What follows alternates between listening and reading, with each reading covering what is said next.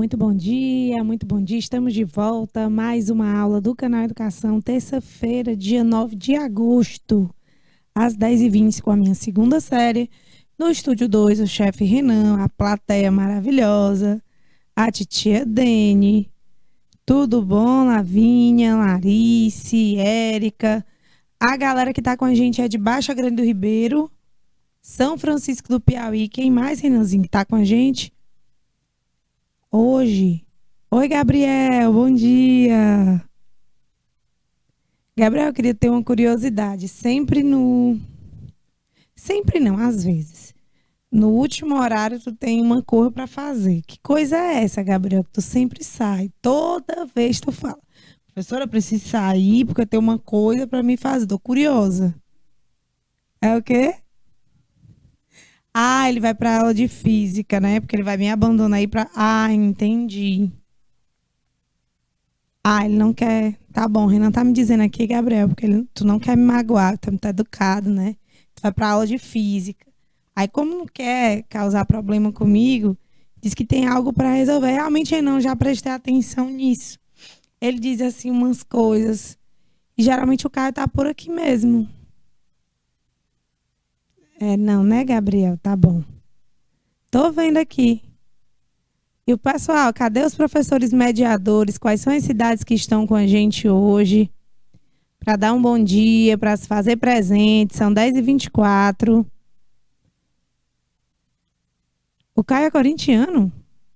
Que história é essa? Eu vim até, ó, um luto em homenagem ao Corinthians. Nada pessoal. Mas se você percebeu, eu vi com as cores do Corinthians, né?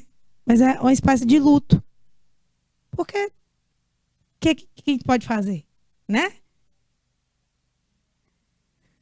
Oh, gente, mas a esperança é a última que morre, a gente tem que estar dando apoio. Hoje em dia a gente não pode criticar tanto, né? A gente tem que dar apoio para as pessoas no que elas acreditam. Então a gente diz: vai na fé. É assim. O Renan não fuxica, o Renan conta histórias. É diferente. Oi, Keilane, bom dia, princesa. Gabriel, tu também é corintiano, meu Deus. Oi, Caio, Gabriel André é corintiano. Ah, agora tá tudo explicado. Agora saquei, agora tudo faz sentido. Olha lá, bom dia, São Francisco do Piauí. É fanático, olha, ainda é fanático. Jesus. Vamos falar de fanatismo não, porque aí, ó, a gente tá de igual. Deni, tu torce pra qual time? A Deni é Brasil, ela não... Hã? Corinthians também, Deni, que história é essa? É só pra ser do contra com o Renan, não é mentira. É só pra aperrear o Renan. É não. Estamos aqui de igual para igual, Renan e eu, Flamengo, Caio e Gabriel André, Corinthians. Então, estamos kits. Vamos aguardar o resultado do jogo quinta-feira. Eu estarei no canal novamente. E aí, se o Corinthians ganhar, eu estarei com a camisa do Flamengo. Que hoje eu vim de Corinthians, né? Hoje eu vim com as cores do Corinthians. Quinta Quinta-feira eu venho com a camisa. Rapaz, você cai. Olha, Caio, não faz eu dizer o que tu tá dizendo aí, não, viu? Bora, só bora ver. Oi, Rutiele. Vamos lá. Que veremos hoje, pessoal? A gente vai falar sobre energia envolvida nas transformações químicas, tá? Em específico, valor calórico dos alimentos. Vamos aprender como calcular a energia envolvida nessa sua alimentação, dependendo do tipo de prato que você, né, estiver se alimentando. Então, vamos ver os exemplos que temos aqui. Nós temos um... Isso aqui, para mim, é muito, muito surreal. Só comer 2 colheres de arroz. Meio complicado para mim imaginar isso. 2 colheres de arroz só equivalem a 88 quilocalorias. A porção de carne de vaca, o bifezão, 140 quilocalorias. E uma conchinha de feijão, 137 quilocalorias. Aí ele nem considerou a batata aí, não foi colocado, né? Que também tem uma batatinha cozida aí. Mas em média, tá aqui a quantidade de calorias ingeridas por esse prato nesse almoço ou um cheeseburger. Só o cheeseburger, que pesa 150 gramas, ele tem 600 quilocalorias de energia. Ou seja, é bastante calórico, né? Muito calórico. 10 palitinhos de batata frita, que equivalem aproximadamente a 100 gramas, tem um valor calórico de 274 quilocalorias. Então, o que isso serve? Pãozinho massa grossa, mas é bom, Gabriel. Então, para que serve essa medição, Érica? É para a gente saber quanto de energia vai conseguir com aquele alimento. A gente tem exemplos de alimentos hipocalóricos. Eu vou colocar aqui para vocês. São alimentos que têm uma baixa quantidade de calorias.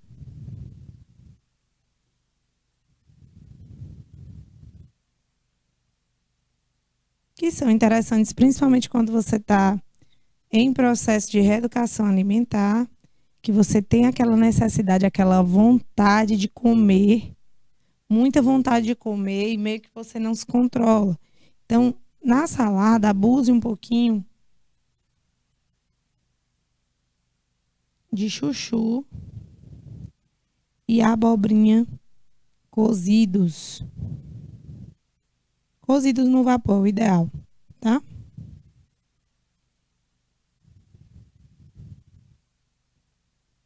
Por quê, Érica? Porque aí você vai poder comer aquela grande quantidade de chuchu, por exemplo, que você substitui. Geralmente a gente gosta de fazer aquela salada de maionese de batata, né? Eu adoro também. Porém, não é algo que a gente possa estar comendo assim com muita frequência. Então, o que faz? Troca a batata inglesa, pelo chuchu, ou começa a misturar o chuchu junto com a batata para aos poucos você ir tirando, porque é um alimento hipocalórico, ou seja, de baixa caloria, que você pode comer em maiores quantidades para não sentir, né, não engordar tanto quanto como se fosse a batata.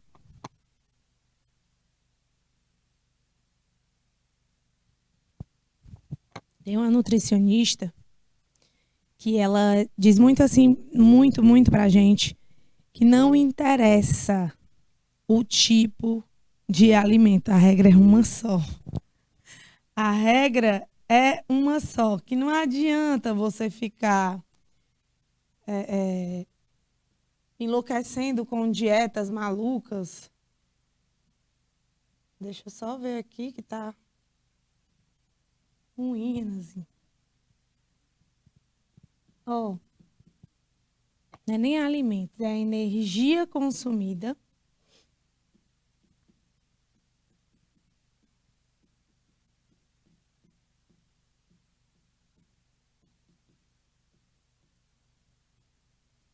Tem que ser menor. Botei foi maior, doida. Tem que ser menor que a energia gasta. Então, eu tenho que gastar mais energia do que eu consumo. Não adianta, a receita do emagrecimento é essa. Não dá para agir, o metabolismo não. Tem uns que são bem extremistas, né? É importante você comer. Por que tem muita gente que mantém um peso há muito tempo, apesar de comer bastante? Acho que praticamente não só o corpo, né, a genética da pessoa, que já existe uma tendência, tem pessoas que não deixam a atividade física de lado, né? Então, realmente é uma disciplina muito grande. Fazem a atividade física com muita frequência. Então, não conseguem ganhar peso, o metabolismo está acelerado, continua acelerado, acostumado à atividade. E isso é muito bom. Então, imagina, o que tu consome num prato desse aqui no almoço, um prato como esse, que não é o dos piores, não, tá faltando aí mais uma saladinha verde, não chega aos pés do tanto que tu consome de calorias comendo um simples cheeseburger. É muita caloria. Para você perder depois, vai dar muito trabalho. Por isso que esse tipo de coisa se faz, geralmente, te evita, se faz só final de semana. Tá bom? Então tem como sim a gente calcular esse valor calórico dos alimentos e ver quanto que eu preciso fazer de atividade física por dia a partir daquele meu tipo de alimentação. Então, as informações nutricionais, por que que é importante? Isso aqui, pessoal, ó, foi retirado de um salgadinho Cheetos. Aquele Cheetos tem o azul e tem um laranja. Cheetozinho que inclusive eu adoro, aquele negocinho. É ruim, mas é bom. Tem pareia não. Então imagine uma porção de 25 gramas. São só 2 xícaras, tá? O valor energético, 116 quilocalorias, que equivale a 487 quilojoules. Carboidratos são de suma importância. Na verdade, é lei, tá, Gabriel?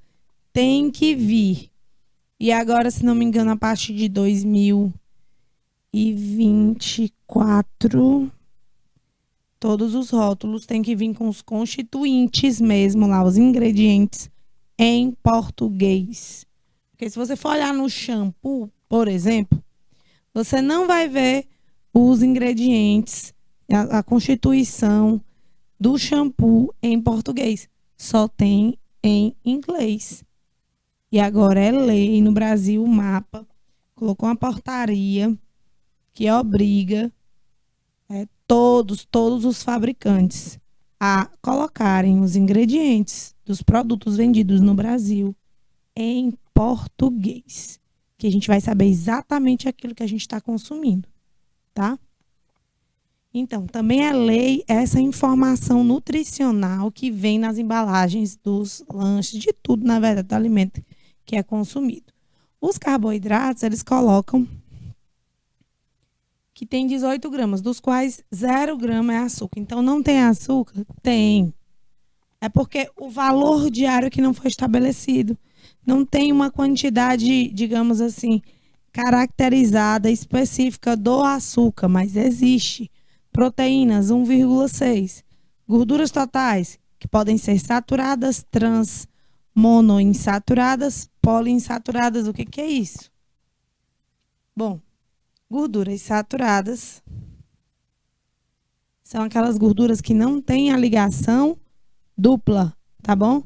Se não tem a ligação dupla, é uma estrutura saturada, porque os ácidos graxos que constituem as gorduras, eles são cadeias longas de hidrocarboneto com uma pontinha do ácido carboxílico, né? C-O-OH. E essa pontinha aí pode vir a interagir com algumas frações polares. Esse outro lado de hidrocarbonetos, quando não tem nenhuma ligação dupla entre os carbonos, a gente diz que a gordura é saturada. E essas gorduras, geralmente, elas são líquidas à temperatura ambiente, certo? Porque elas têm um ponto de ebulição maior. Para romper essas ligações sigmas, é mais complicado. Já no caso das gorduras trans, é porque elas são gorduras insaturadas. São gorduras insaturadas. Nós já vimos isso quando eu estava explicando química orgânica para vocês.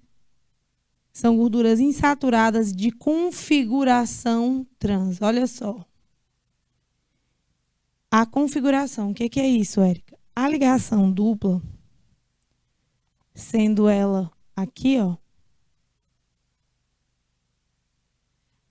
Se fosse essa organização, eu dizia que seria uma gordura insaturada cis. Mas os ligantes estão de lados opostos, como se fosse um zigue-zague. Quando isso acontece, é porque eu tenho uma gordura de configuração espacial trans.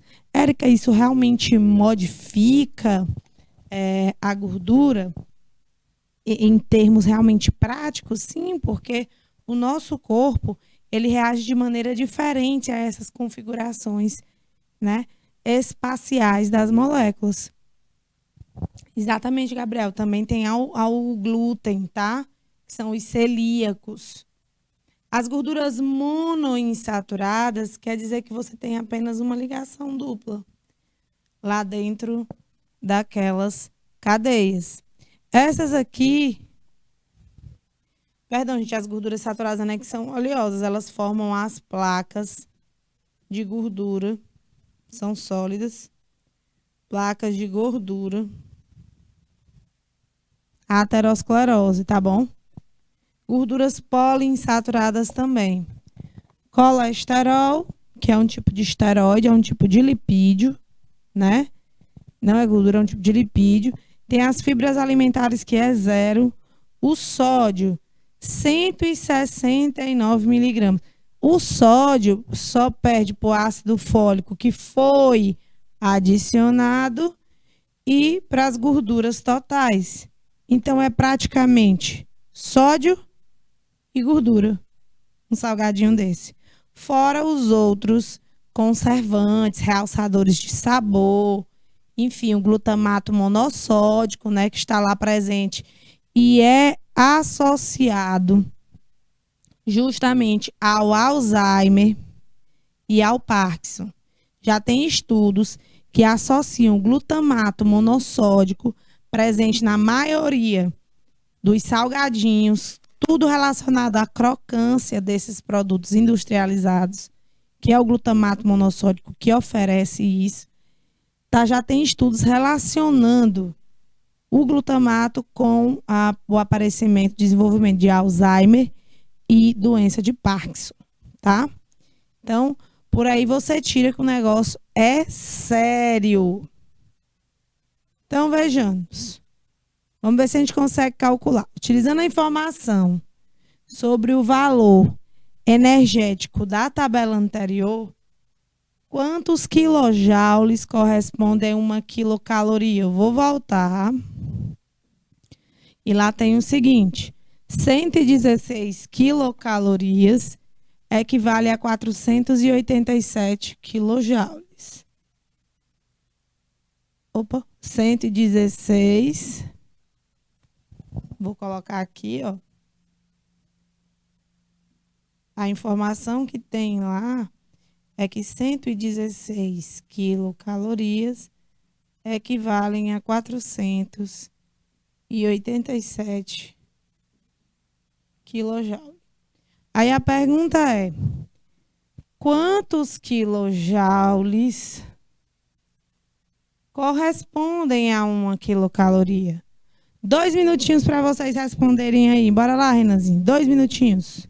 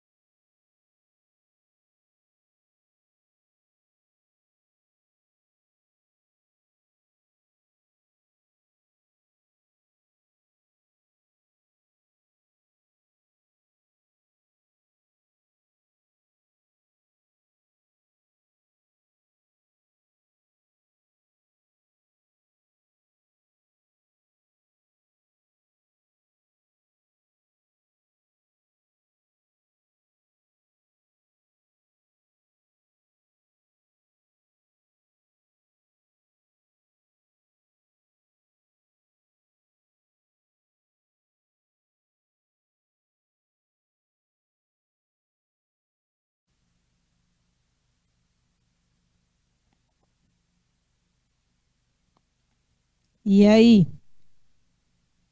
Muito bem, Gabriel André. É isso mesmo, meu amigo.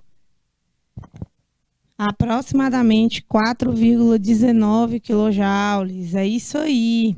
Olha, se 116 quilocalorias correspondem a 487 quilojoules de energia,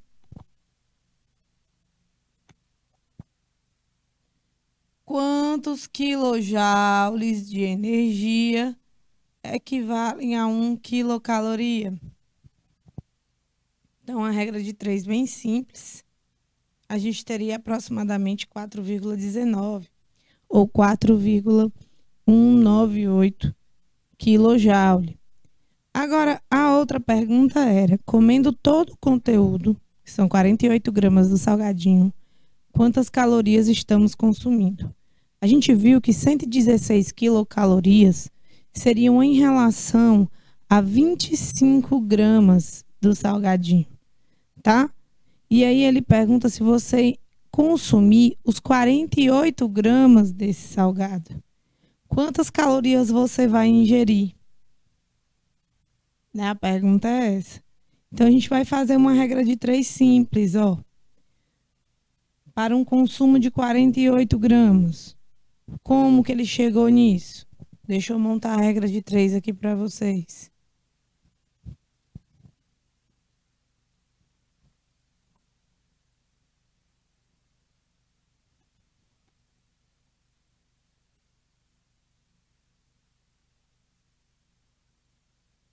Mais ou menos, pessoal, o mesmo raciocínio utilizado para a primeira questão. Primeira coisa que você vai lembrar é qual era a massa de salgadinho representada lá na tabela. Se você precisar voltar, volte, ó. Deixa eu voltar aqui para você. Uma porção de 25 gramas, 116 quilocalorias. Então, eu vou aqui, 116 quilocalorias equivalem a 25 gramas do salgadinho, né? Lá na tabela tá lá, 25 gramas e 116 quilocalorias. Qual é a quantidade de calorias ingerida quando você come o conteúdo total do salgadinho, que é de 48 gramas? Aí você vai fazer meio pelos extremos. 25x igual a 116 vezes 48. X igual a 116 vezes 48 dividido por 25. Não é não, Gabriel André? Aí como é que a gente fica aí, Gabriel? 116 vezes 48, 5.568, dividido por 25, dá 222,72 quilocalorias, mas ele pergunta em caloria. E é por isso que você vai converter. Tá bom? Você vai precisar converter, porque ele pediu lá quantas calorias estamos consumindo ao comer o pacote todo de 48 gramas. Perfeito, confere, dá 22.720 calorias. Compreendido, pessoal? Compreendida essa parte, né? Maravilha. Então, vamos ver aqui quantas calorias gastamos. Essa tabela, baseada numa pessoa de 60 quilos de massa corporal, fazendo atividades físicas cotidianamente, num tempo de 30 minutos. Ao fazer o alongamento, ela já garante 90 quilocalorias. Ela pode andar de patins, ela já gasta 196. Andar de bicicleta, 126 quilocalorias. Tudo isso em 30 minutos, tá bom? Arrumar a cama gasta 66. Andar no mar com água nas canelas. Assistir à televisão. Praticamente só o metabolismo basal, né? Não é não, Gabriel?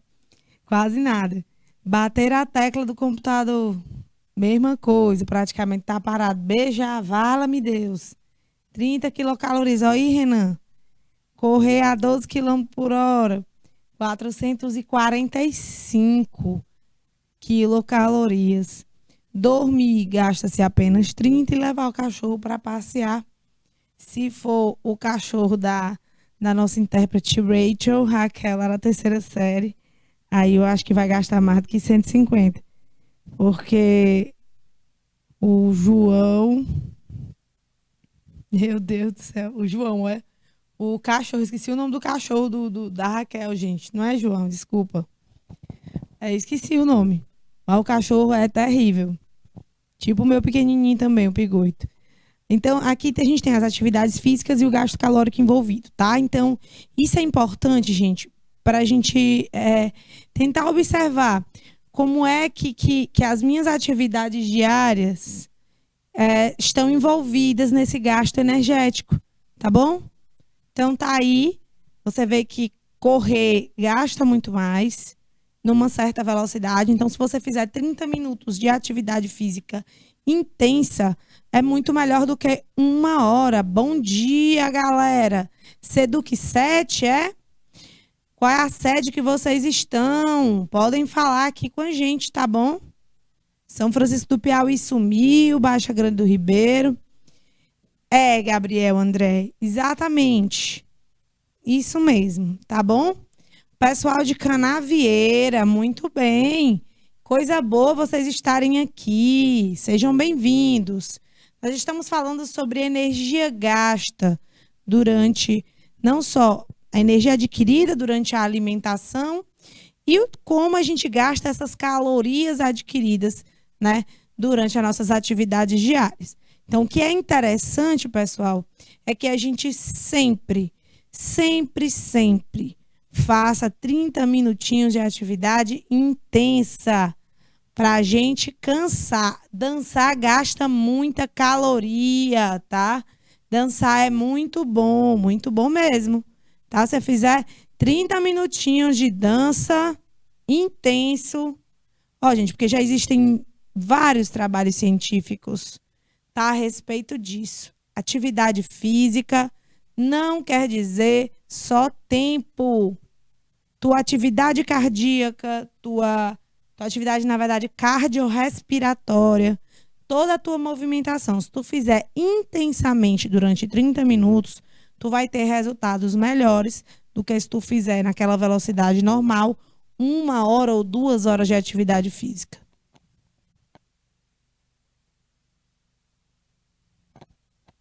Bom dia, Matheus. Você é de qual cidade, Mateuzinho? Gabriel, não, meu irmão, tu vai voar. Pelo amor de Deus. Não deixa, não. Lá tem RU, tem, Gabriel? O restaurante universitário. E quando eu tô lá na universidade, eu almoço lá, parece que eles botam lá, não. Tem um negócio lá naquela comida. Deixa a gente mesmo pesadão, mas é gostosa a comida de lá. Dançar gasta muita energia. Pode arrochar, Canavieira. Fazer os eventos de dança aí, falar com o professor de educação física, para botar vocês para dançarem, viu? Aqui custa 80 centavos, Gabriel. Quanto custa aí o almoço? No RU da Universidade Federal do Piauí, custa 80 centavos o almoço. E o jantar, R$1. Isso, vem fruta, é todo balanceado. Só não é balanceada a velocidade com que eles jogam a comida no nosso prato, né? Porque, moço, é cada lapada, pleft, que o feijão espalha todo no prato. Alô, galera de Miguel Leão, Matheus é o chefe, lembrei, Matheus. Você que representa a galera aí de Miguel Leão, eu tô ligada agora. Agora eu lembrei, viu? Olha só, gente. Aqui eu vou mostrar para vocês como é que se mede a quantidade de calor envolvido, né, as calorias envolvidas nos alimentos. Geralmente, a gente utiliza um aparelho chamado calorímetro. Por exemplo, eu vou colocar água para entrar em combustão, vou queimar. E aí, geralmente é isso, né?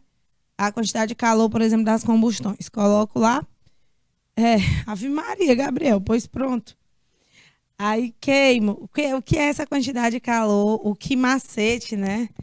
Que o Gabriel estava falando. Que eu utilizo assim uma frase.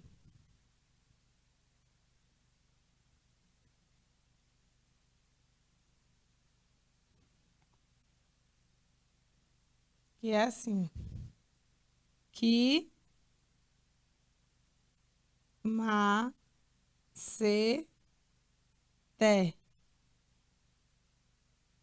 É a variação do tempo.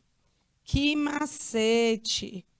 O que macete, pessoal, quer te ajudar a lembrar exatamente a fórmula do calor, que é MC delta T, tá bom? Rapaz, o Matheus, além de ser o chefe aí da aula, ele é o X9 também, né?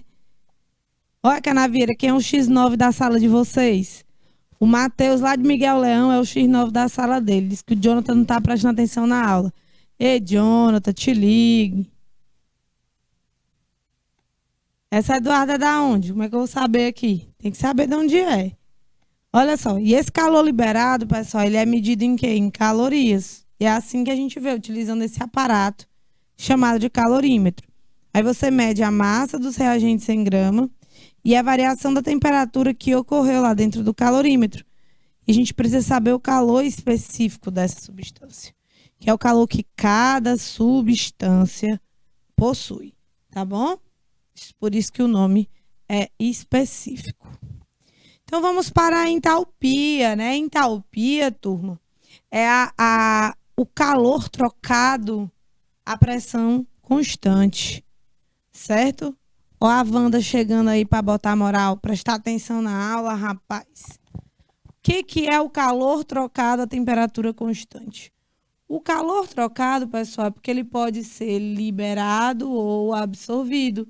Então, quando a gente fala em calor trocado, é um calor que foi liberado em um processo exotérmico ou um calor que foi absorvido em um processo endotérmico. Então, a entalpia é envolvida nesse calor trocado à pressão constante.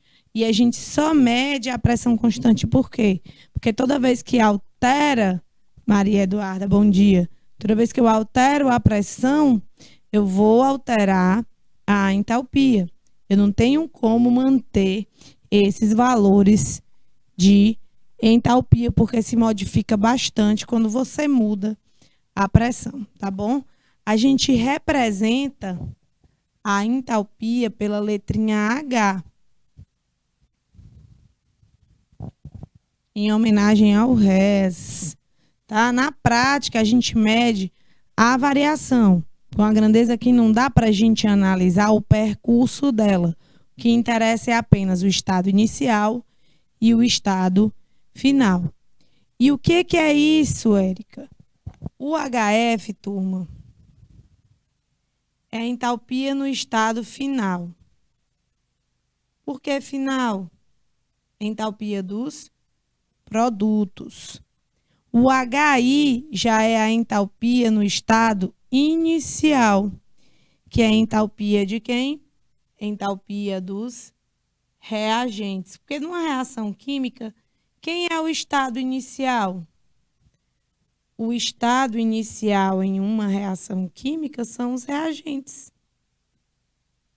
Então, quando eu falo em entalpia inicial, eu me refiro aos reagentes daquela reação química. E quando eu me refiro a estado final, eu estou me referindo aos produtos, tá bom? Então, muito bem, Gabriel André. Então, no início eu tenho reagente. No final eu tenho produto, tá bom? Então, para uma reação química genérica, onde a partir dos reagentes você tem uma transformação química aqui e a formação de produtos, né? Essa seta indica a transformação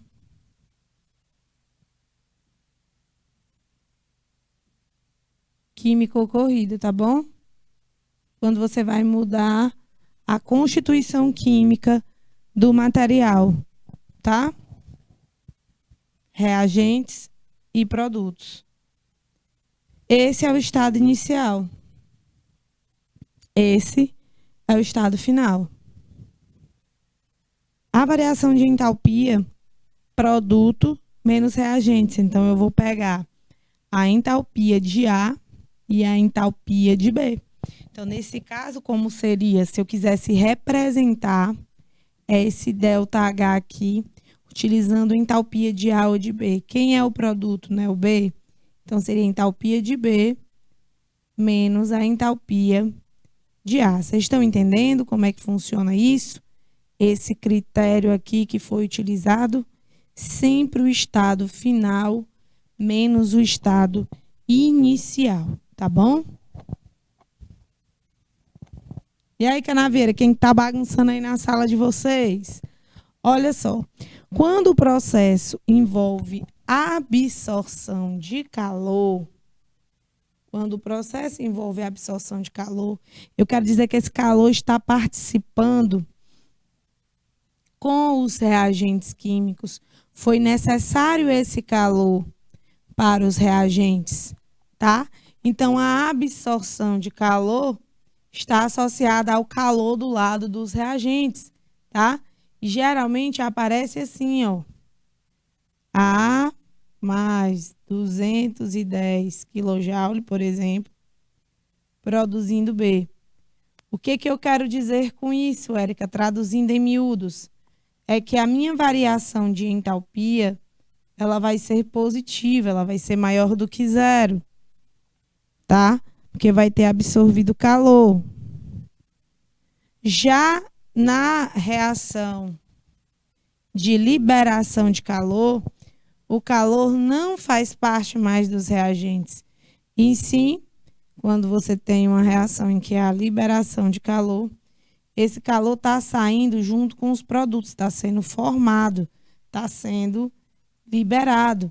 Então, eu vou pegar o mesmo exemplo que eu utilizei aqui e vou fazer, ó, A produzindo B mais 210 kJ. Então, quando eu boto esse mais calor, é porque o valor das calorias, né, ele está lá do lado dos reagentes. Então, quer dizer que a dona Eduarda Rodrigues, de Canavieira, é a chefe da gangue ou da sala? Como é?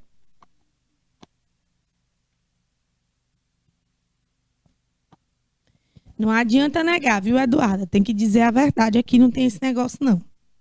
De meio termo, não. Os processos endotérmicos e os exotérmicos, pessoal, são opostos. Não esqueça que o ΔH do exotérmico é negativo, é menor do que zero, tá bom? Então, vamos lá. Olha o salgadinho, velho. Eita. Uma hora dessa, mas o bom... Exatamente, Gabriel. O bom é que tá quente aqui, aí não dá tanta vontade de tomar, né? A gente vai usar também, pessoal, essas calorias, quilocalorias e quilojoules, tá? Em termoquímica. Então, vai estar sempre presente. Uma caloria a gente descobriu, não foi? Usando aquele fatorzinho de conversão, equivale a 4,18 ou 0,19 joules. Uma quilocaloria é 1.000 calorias. E 1 quilojoule é 1.000 joules. São unidades, pessoal, que eu vou estar usando sempre aqui nos estudos de termoquímica. Vocês vão abusar isso aqui. Vocês vão aprender. Então, da mesma forma que a gente utiliza nos alimentos, a gente vai utilizar na termoquímica, tá bom? Então, tem os tipos de calor também, tá, gente? Que são calores trocados durante processos bem específicos. Por exemplo, essa termoquímica é a parte da termodinâmica que estuda as trocas de calor durante as transformações, sejam elas químicas ou físicas. Lá na terceira série hoje, a gente fez uma aula de classificação de fenômenos físicos e fenômenos químicos, tá bom? Isso é importante, por quê? Porque a gente precisa saber reconhecer quando é que tem uma transformação física ou uma transformação química, né? Então, seja ela transformação química ou física, eu vou ter com certeza troca de calor. Quando eu absorver, o processo vai ser endotérmico. Quando eu liberar, o processo vai ser exotérmico. Então, todas as vezes que você vê, seja um processo físico ou químico, com absorção, aquele processo foi endotérmico. E quando você vê liberação de energia, aquele processo foi exotérmico, tá bom? Seja ele processo físico ou químico. Então, quando eu fervo a água, isso aqui é um processo físico. Eu não estou alterando a constituição da matéria, estou apenas fazendo com que ela mude de fase. E aí tem um calor trocado aqui. A gente pode chamar isso na física, na termodinâmica, calor latente de ebulição, calor de vaporização. Calor tem vários tipos de calor, dependendo do tipo de processo. Aqui, a chama da vela libera calor ambiente, é um processo químico, combustão, então calor de combustão. Tá entendendo? Para cada tipo de transformação, muitas vezes eles mostram um nomezinho de um calor específico, mas não tem nadinha, tá, gente? A queima aqui, ó, presta atenção que ocorre em processos distintos. Aqui você tem, em cima, queima da parafina.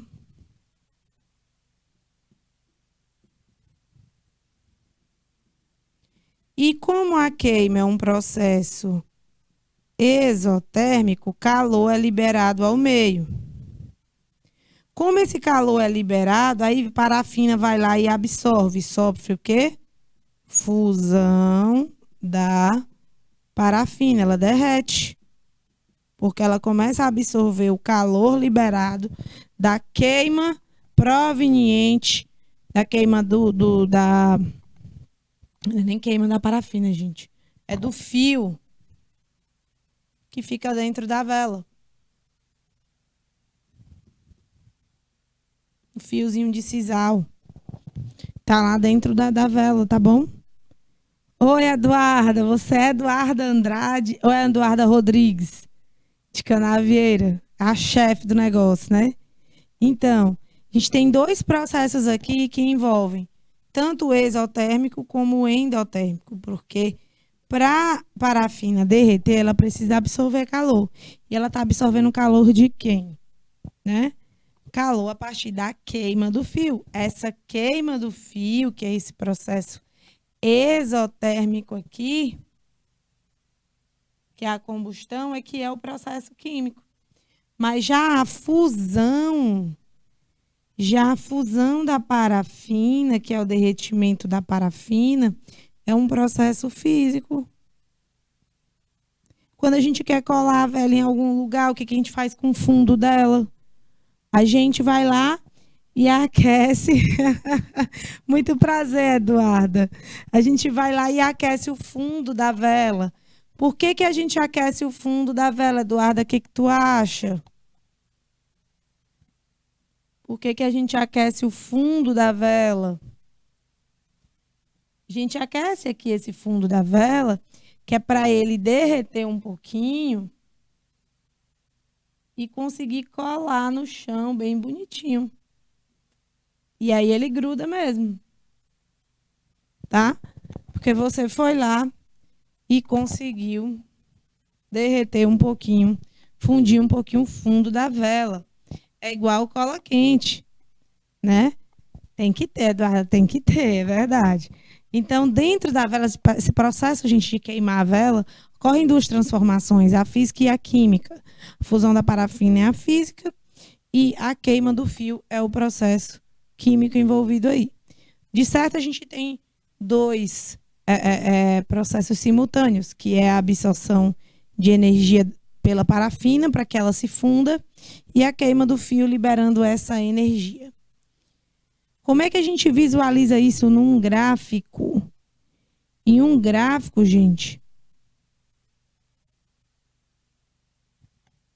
a gente tem o caminho da reação, tipo A, se transformando em B. Aí tá aí a energia do reagente A. Acompanhem aqui, fazer igual, acho que era o Milton Leite. Acompanhem comigo no replay.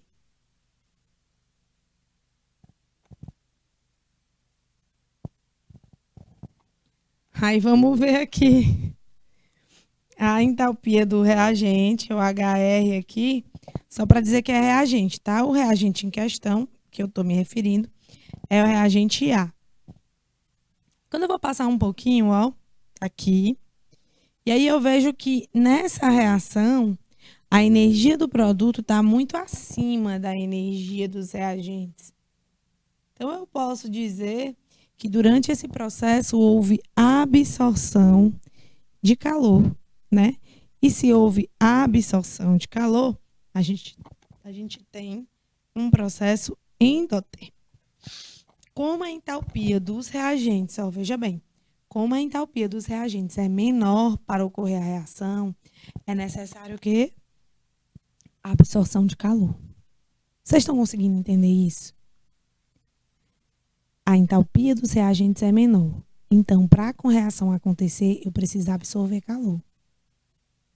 Como eu absorvo calor, o calor tem que estar do lado dos reagentes, sendo somado aos reagentes, porque eu preciso dele para poder reagir. Vocês estão me entendendo?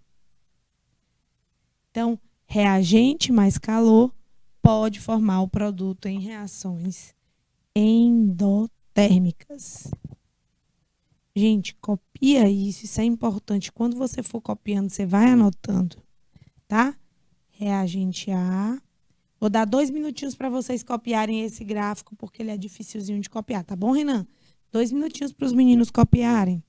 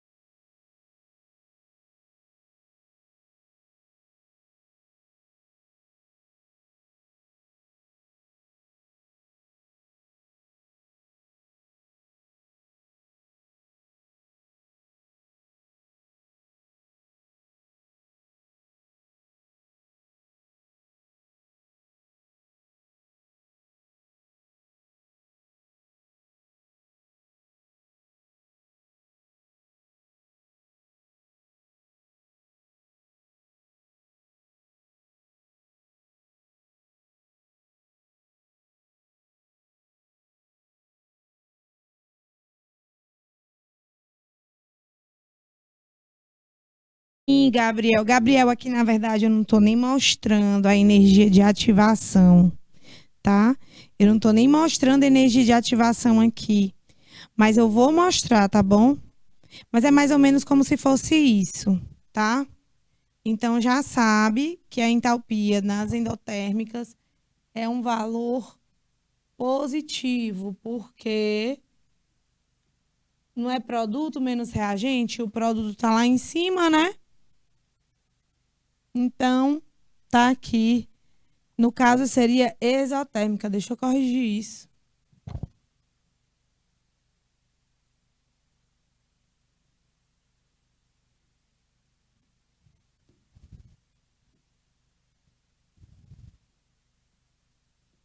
Reações exotérmicas, tá bom?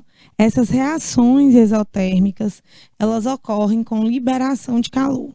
Então, o calor vai estar do lado dos produtos, que é justamente a reação oposta daquela que eu coloquei, tá bom?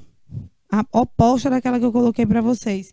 Então, você percebe que a reação exotérmica, o sinal é negativo, porque a variação de entalpia vai ser menor do que zero. A entalpia dos produtos está lá embaixo, né? Está lá embaixo, então vai ser exotérmico, tá bom? Sinal negativo do ΔH indica que houve liberação de energia durante o processo, tá? E nos estados físicos, Érica, quando eu vou modificando, olha só, o estado sólido é o estado de menor energia, né? O estado que tem a menor energia. E quando eu vou lá para o estado gasoso, eu vejo que é o estado físico que tem maior energia. Então, para ter maior energia, eu preciso aquecer o material, tá? Preciso aquecer. Então, eu vou no sentido endotérmico. Pessoal, isso é muito importante. Do sólido para o líquido e do líquido para o gasoso, ou sólido direto para o gasoso, eu tenho esses processos chamados processos endotérmicos. Olha a representação deles aqui, que são justamente o oposto dos processos exotérmicos. Então, para eu ir de sólido para líquido, eu tenho que aquecer, tenho que aumentar a energia. Tanto que o estado líquido tem energia intermediária em relação à baixa energia do estado sólido. Entenderam? Mas vamos dar uma pausazinha para a água. Pessoal de Canavieira, pessoal das outras cidades que estão com a gente, só um pouquinho, que já já a gente está de volta para continuar isso, tá bom? Espero vocês.